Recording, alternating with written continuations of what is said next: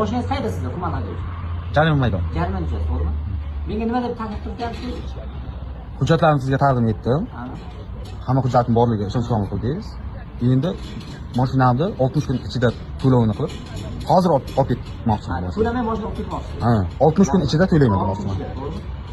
Ana o'shalar bo'yicha holat bartaraf etilgandan keyin men sizga mashinani sotib bera olaman. Siz yana jarimani to'lamasangiz men sizga sotib bera olmayman. Bo'ldi, tushunarli.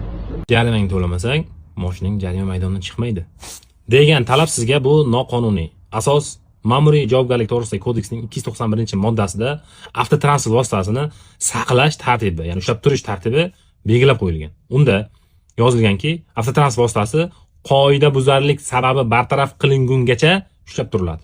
Ya'ni jaydar tilda tushuntirganda, misol uchun hujjatlaringiz juda qolib ketdi. Kelyapsiz, g'ayt to'xtatib hujjat olib bera olmaysiz, mashina istayinga.